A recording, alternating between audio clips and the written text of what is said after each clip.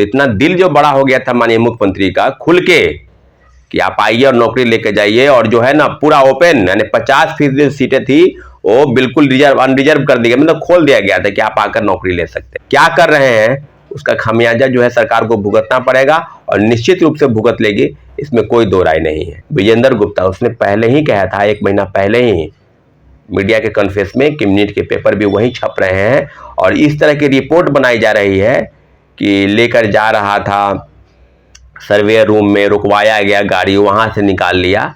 तो कई चीजें जो है बिल्कुल भ्रामक तौर पर दिखाई जा रही है।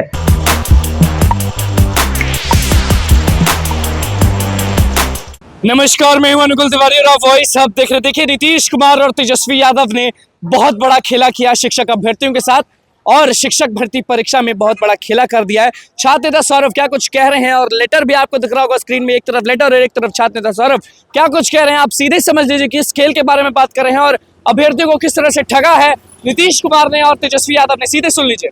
नमस्कार साथियों, जय हिंद। अभी हम बात करेंगे शिक्षक बहाली के विषय पर और TRE-1 के विषय पर।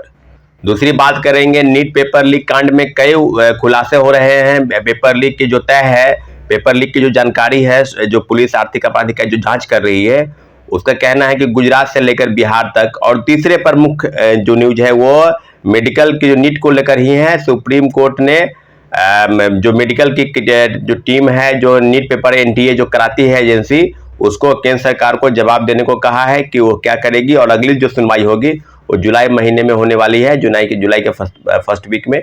तो तीनों मुद्दों पर आपको प्रमुखता से हम बता दें कि पहले जो मुद्दे हैं वो है TRE-1 में एक RTI यानी सूचना के अधिकार से एक नोटिस आया है, एक जवाब आया है, किसी व्यक्ति द्वारा पूछा गया है, उसने हमको जानकारी शेयर किया है कि क्या क्या हो रहा है और क्या क्या हुआ है। आपको हम बता दें कि TRE-1 में 1 to 5 यानी प्राथमिक शिक्षा के लिए जो सीटें थी, उसके लिए RTI से जो जवाब आया है कि कितने, यानी जनरल मेल में जो चयनित पुरुषों की संख्या है वो है 7949, यानी 7949 लोगों का, लगभग 8000 लोग जो है चयनित हुए हैं जनरल मेल में। जनरल फीमेल में 17795, यानी समझ लीजिए 2.5 गुना, लगभग 2.5 गुना के आसपास जो है महिला, 17,755, लगभग 18,000 जो महिला है वो जनरल फीमेल में जो है समान वर्ग की महिला वो चुनी गई है। दूसरे राज्य के चयनित, जिस पर काफी घमासान मचा है साथियों, दूसरे प्रदेश के कई लोग आए हैं, और कितने चीजें जो सिर्फ RTI से जवाब आया है। मेल जो है 3909, लगभग 4000 मेल की संख्या है, और फीमेल की संख्या है 10,112, 10,000 के आसपास। तो ओवरऑल अगर आप बात करेंगे दूसरे प्रदेश का, तो टोटल संख्या लगभग 14,000 के आसपास सिर्फ 1 to 5 में है। तो अब वही बात है कि अगर 14,000 RTI के जवाब जो है बिल्कुल ऑथेंटिक जवाब होता है। RTI के जवाब में इधर उधर की जितने भी चयनित चीजें हैं, क्योंकि RTI के जवाब से आप कई चीजों को कोर्ट में या कहीं भी सरकार के समक्ष कुछ भी चुनौती होती है, कुछ भी देना होता है आवेदन, तो RTI के इस जो न्यूज है, जो RTI से जो आया है जवाब, उसको आप बना सकते हैं, उसको आप एक आधार बना सकते हैं। तो अब जो बात है कि क्या जो पेपर जो TRE-1 में जो बात हो रही थी कि 1,20,000, उसके बाद जो है 92-93 हजार पर स्वयं बिहार विकास BPSC ने और शिक्षा विभाग ने कहा कि 92-93 हजार लोगों को हमने नौकरी दी है, और उसमें से भी 28,800 नियोजित शिक्षक हैं। तो बच गए 90,000 में से, लगभग आप समझ लीजिए 30,000 बच गए। उधर 60,000 में आपने कहा कि 14,000 दूसरे राज्य के लोगों को दिए, तो आप समझ लीजिए कि वो कितने संख्या में आ गए, लगभग 45,000। हम सिर्फ 1 to 5 की बात कर रहे हैं। ये बात जो है सो 9, 10, 11, क्योंकि 6 to 8 में पद काफी कम थे। आपको याद पता होगा इसके पहले कि TRE-1 में, TRE-2 में काफी चीजें जो है बदली गई। 1 to 5 में सीटों की संख्या कम थी, लेकिन और सब चीजों में 6 to 8, 9, 10, 11, 12 इसमें संख्या जो है काफी संख्या में थी।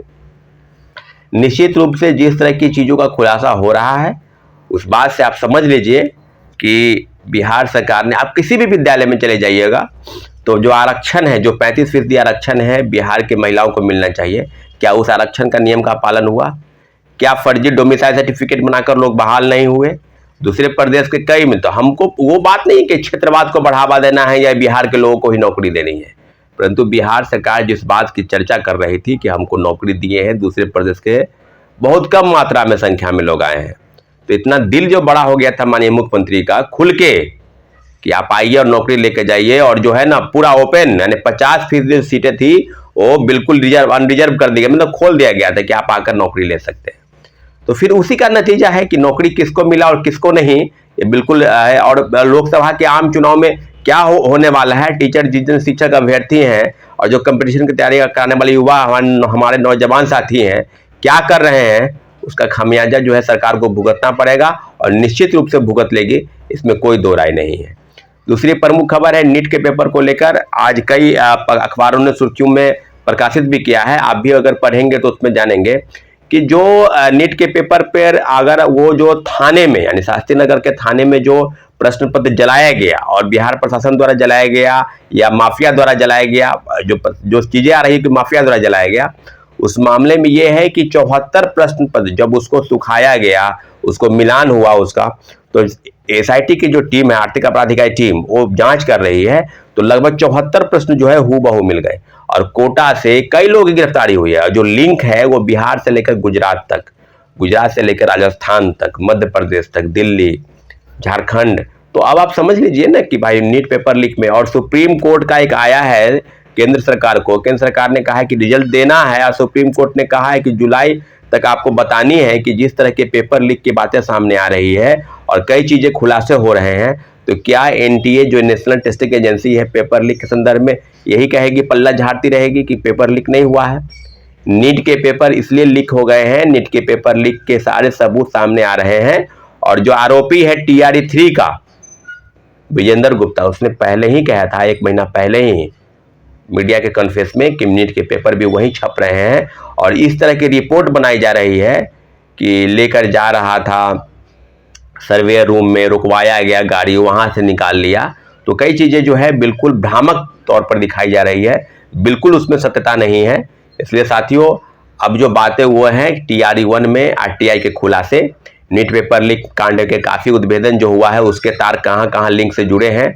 और तीसरी प्रमुख कर, सुप्रीम कोर्ट ने स्पष्ट रूप से कहा है, एनटीए को नोटिस भेजा है, केंद्र सरकार को नोटिस भेजा है कि आप इस पर जवाब देना है, हलफनामा दायर करना है केंद्र सरकार को कि पेपर लीक के संदर्भ में क्या क्या चीजें हुई है। सारे मामलों पर आपको हम बता दें। और टीआरई 3 में जिस तरह का भंडाफोड़ हुआ और परीक्षा लेने के लिए आमदा है कि हम परीक्षा कंडक्ट करा लेंगे, बिल्कुल बीपीएससी को ये सोचना चाहिए कि जिस बीपीएससी पर पहले ही जांच बैठी है वो बीपीएससी परीक्षा लेने के लिए तैयार है। निश्चित रूप से हम लोग 4 तारीख के बाद, यानी 4 जून के बाद बीपीएससी के पास जाएंगे और पूछेंगे कि किस तरह की चीजें हो रही है। आर्थिक अपराध इकाई अगर जांच जाएंगे और पूछेंगे कि किस तरह की चीजें हो रही है। आर्थिक अपराध इकाई अगर जांच बेहतर कर रही है तो जांच में थोड़ा समय दें, और निश्चित रूप से सारी चीजें जब दूध का दूध और पानी का पानी हो जाएगा तब परीक्षा लेने के लिए आ गया। लेकिन इतना जरूर है कि टीआरई 1 से लेकर टीआरई 3 तक जो बड़े पैमाने पर फर्जीवाड़ा हुआ, जो खेल मेल हुआ, उसका ही नतीजा है कि दूसरे प्रदेश के लोग गलत सर्टिफिकेट, डोमिसाइल फर्जीवाड़ा करके, और कई ऐसे अभ्यर्थी हैं शिक्षक बन गए,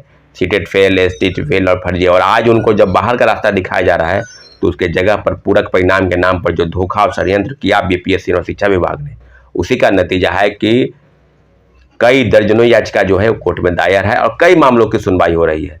निश्चित रूप से माननीय उच्च न्यायालय के फैसले का हम लोग को सम्मान करना है, और पूरक परिणाम सरकार से न सही कोर्ट से जरूर मिलेगा, ऐसी हमको उम्मीद है। ठीक है साथियों, धन्यवाद, जय हिंद। तो आपने सुन लिया कि किस तरह से नीतीश कुमार और तेजस्वी यादव ने धोखा दिया है शिक्षक अभ्यर्थियों को, और टीआरई के बारे में क्या कुछ कह रहे थे छात्र नेता सौरभ, वो भी आपने सुन लिया। देखना होगा कि क्या होगा, क्योंकि एक तरफ तेजस्वी यादव नौकरी नौकरी नौकरी करते हैं, एक तरफ नीतीश कुमार कहते हैं कि हमने दिया, एक तरफ तेजस्वी यादव कहते हैं हमने दिया, लेकिन ठग लिया चाचा भतीजा ने। क्या माहौल है वो हम आपको दिखा रहे हैं, लेकिन उससे पहले छात्र नेता सौरभ ने क्या कुछ कहा था वो आपने सुन लिया। तो बस हमारे चैनल को सब्सक्राइब कर, धन्यवाद।